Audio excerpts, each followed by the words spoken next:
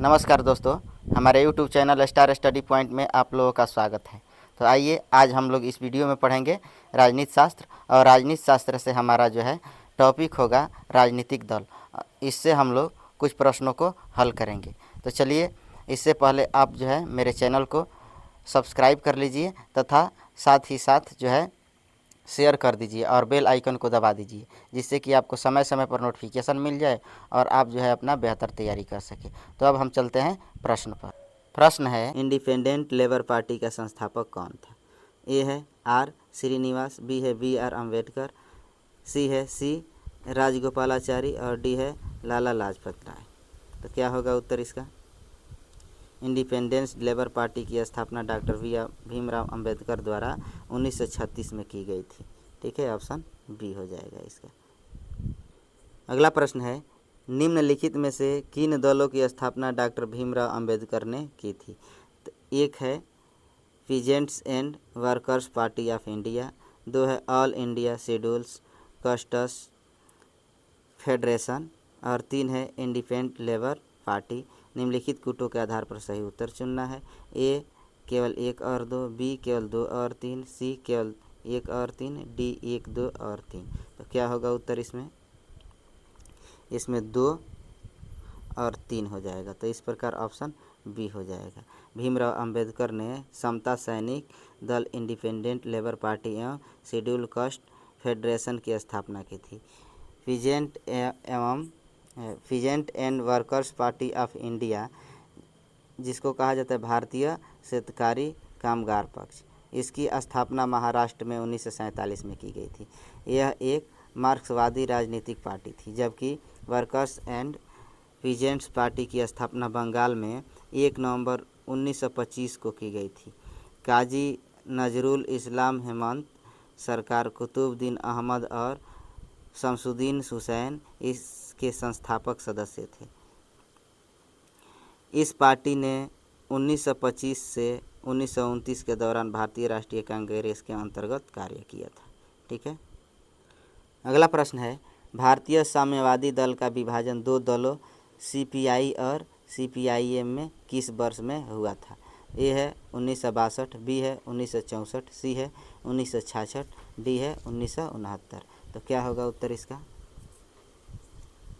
भारतीय साम्यवादी दल का विभाजन communist party of India CPI और कम्युनिस्ट पार्टी ऑफ इंडिया मार्क्सवादी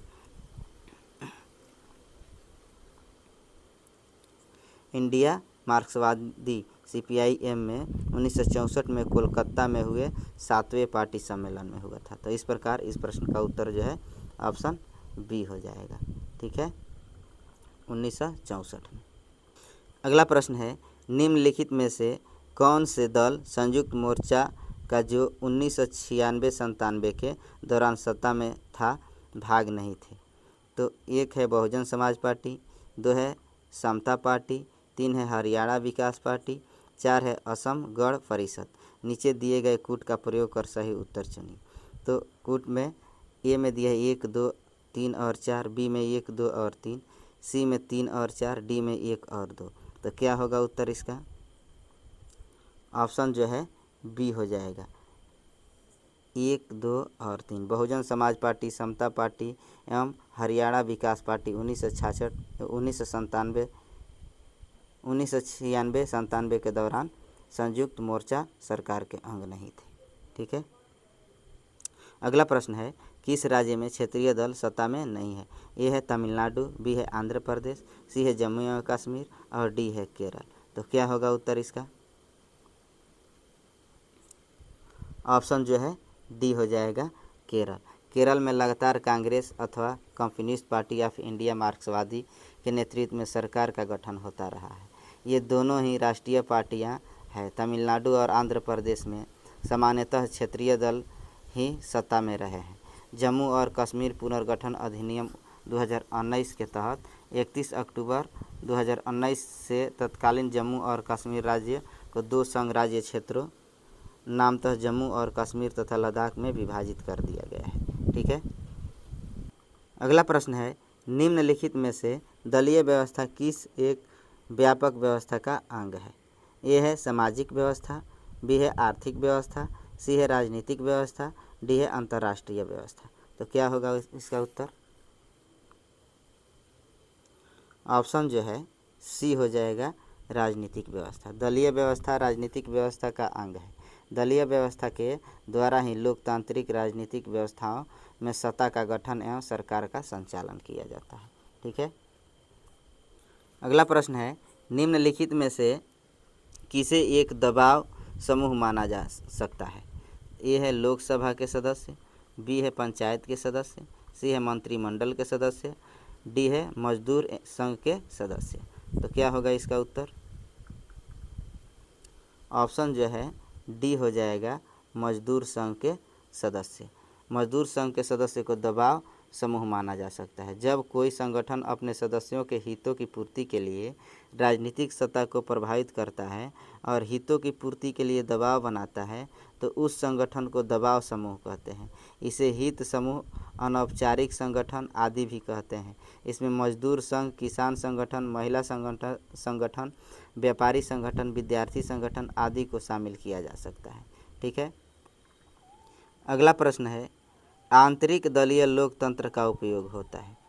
तो ये है ऐसी सरकार के लिए जो कई दलों द्वारा साझा कार्यक्रम के साथ गठित हो। बी है ऐसे दल के लिए जो शासन गठित करने वाले दल अथवा दलों से निकटतम हो। सी है दल का आंतरिक चुनाव जो दल के पदाधिकारियों के चयन हेतु समय समय पर हो। डी है शासन की गोपनीयता जो शासन में साझेदारी करने वाले दलों के बीच हो। तो क्या होगा उत्तर इसका? ऑप्शन जो है सी हो जाएगा दल का आंतरिक चुनाव जो दल के पदाधिकारियों के चयन हेतु समय समय पर हो। ठीक है। अगला प्रश्न है, दल बदल निरोधक अधिनियम जिस तिथि को अधिनियमित हुआ वह कौन सी थी? ए है 17 फरवरी 1985, बी है 15 फरवरी 1985, सी है 30 मार्च 1985, डी है 21 अप्रैल 1985। तो क्या होगा उत्तर इसका? ऑप्शन जो है बी हो जाएगा 15 फरवरी 1985। दल बदल निरोधक अधिनियम 52वां संविधान संशोधन अधिनियम जो था, इसके द्वारा जो है लोकसभा द्वारा 30 जनवरी 1985 तथा राज्यसभा द्वारा 31 जनवरी 1985 को पारित हुआ तथा 15 फरवरी 1985 को राष्ट्रपति की स्वीकृति मिलने के साथ यह अधिनियमित हुआ। यह अधिनियम 1 मार्च 1985 से लागू हुआ है। इसके द्वारा संविधान के अनुच्छेद 101, 102, 190 तथा 191 में संशोधन करके तथा संविधान में 10वीं अनुसूची को जोड़कर दल बदल को रोकने का प्रावधान किया गया है। ठीक है। अगला प्रश्न है, निम्नलिखित में से कौन एक दल बदल कानून निरोध में आच्छादित नहीं है?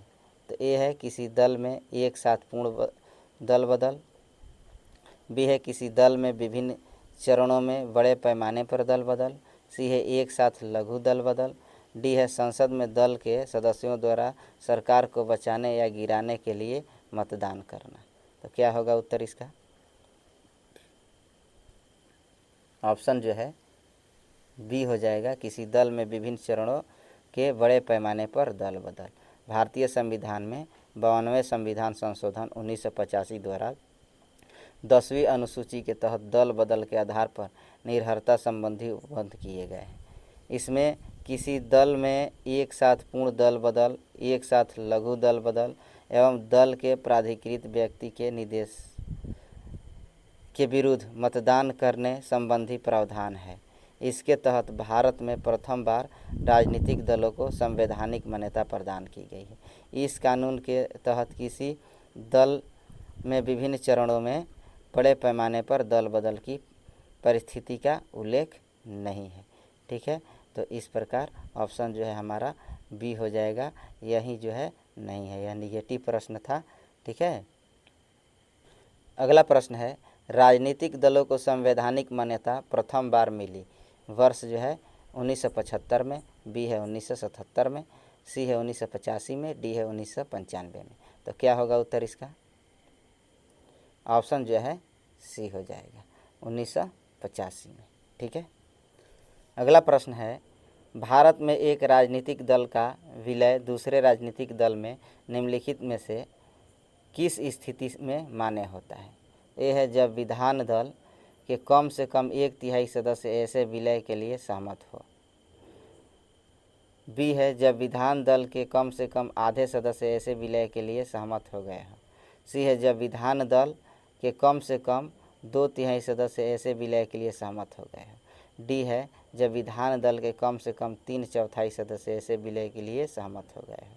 तो 52वें संविधान संशोधन अधिनियम से संविधान में जोड़ी गई 10वीं अनुसूची के पैरा 4 के उप पैरा 2 के प्रावधान के अनुसार भारत में एक राजनीतिक दल का विलय दूसरे राजनीतिक दल में मान्य तब होगा जब उसके विधान दल के कम से कम 2/3 सदस्य ऐसे विलय के लिए सहमत हो। तो ऑप्शन जो है सी हो जाएगा इस प्रश्न का उत्तर।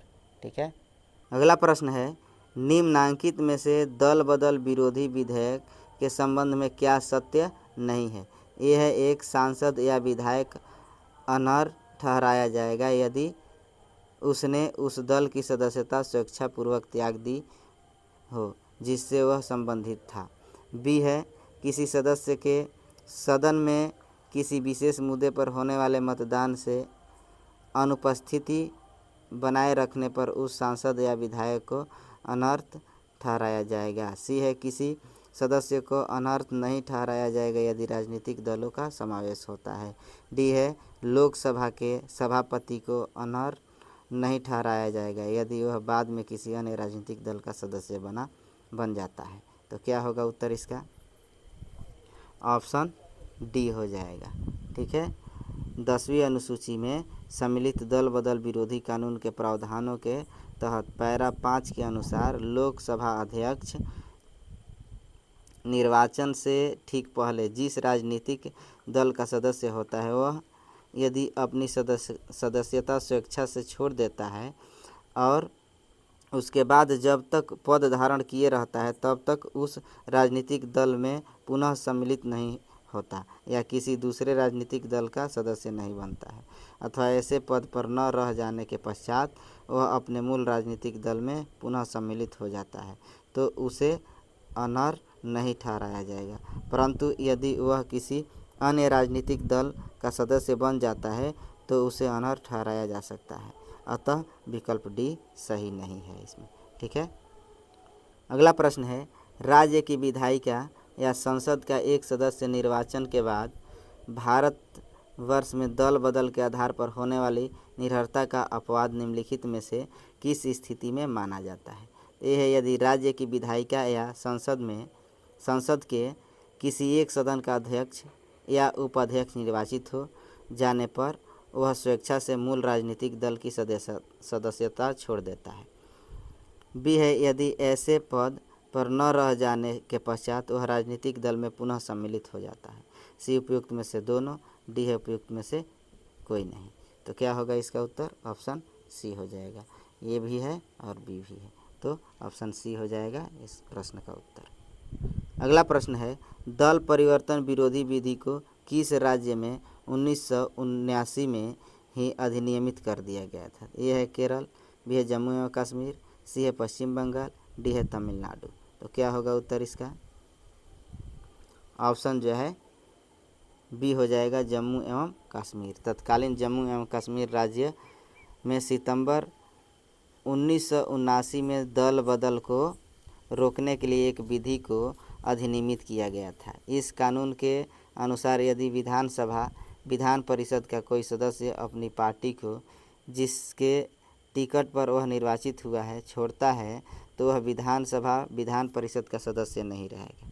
इस कानून के अनुसार यदि कोई सदस्य किसी विषय पर पार्टी द्वारा दिए गए निर्देश या व्हिप के विरुद्ध सदन में मत देता है या पार्टी के आदेश का उल्लंघन करता है या बिना पूर्व स्वीकृति के अनुपस्थित रहता है तो उसकी सदस्यता क्या होती है? समाप्त हो जाती है। ठीक है, अगला प्रश्न है, किस राज्य में साम्यवादी दलों ने संयुक्त रूप से भूपोत्तम आंदोलन चलाया है?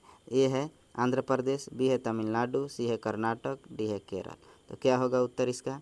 ऑप्शन जो है ये हो जाएगा आंध्र प्रदेश। आंध्र प्रदेश में साम्यवादी दलों ने संयुक्त रूप से भूपोत्तम आंदोलन चलाया। साम्यवादी दलों का आरोप था कि कांग्रेस ने सरकार में आने पर गरीबों को भूमि तथा घर देने का अपना वादा नहीं निभाया। साम्यवादी दलों ने भूमि के लिए अपने इस संदर्भ को भूपोत्तम का नाम दिया था। ठीक है, अगला प्रश्न है, निम्नलिखित में से कौन सा वर्ग भारत में कम्युनिस्ट पार्टी के सामाजिक आधार में सम्मिलित नहीं है? तो ए है कृषि और औद्योगिक क्षेत्र के मजदूर, बी है व्यापारी वर्ग, सी है शिक्षित वर्ग, डी है युवा वर्ग। तो क्या होगा उत्तर इसका? ऑप्शन जो है बी हो जाएगा व्यापारी वर्ग। व्यापारी वर्ग भारत में कम्युनिस्ट पार्टी के सामाजिक आधार में सम्मिलित नहीं है। कम्युनिस्ट पार्टी पूंजीवाद का विरोध करती है, जबकि व्यापारी वर्ग कहीं न कहीं पूंजीवाद का समर्थक होता है। अतः यह वर्ग इस पार्टी का सामाजिक आधार नहीं बनाता है। ठीक है, अगला प्रश्न है, कामराज योजना का उद्देश्य था? ए समाजवादी आदर्श समाज स्थापित करना, बी तमिलनाडु का औद्योगिक विकास, सी भारतीय राष्ट्रीय कांग्रेस को जीवंत बनाना, डी सहकारी कृषि का संवर्धन। तो क्या होगा उत्तर इसका? ऑप्शन जो है सी हो जाएगा भारतीय राष्ट्रीय कांग्रेस को जीवंत बनाना। 1963 में कामराज योजना कांग्रेस के तत्कालीन अध्यक्ष के कामराज द्वारा तैयार की गई थी। यह योजना भारतीय राष्ट्रीय कांग्रेस को जीवंत बनाने और राष्ट्रीय विकास के योगदान में वृद्धि हेतु तैयार की गई थी। ठीक है, तो चलिए दोस्तों, इस वीडियो का हमारा यह अंतिम प्रश्न था। इसी प्रकार के प्रश्नों के साथ मैं अगले वीडियो में आऊँगा। तब तक के लिए धन्यवाद।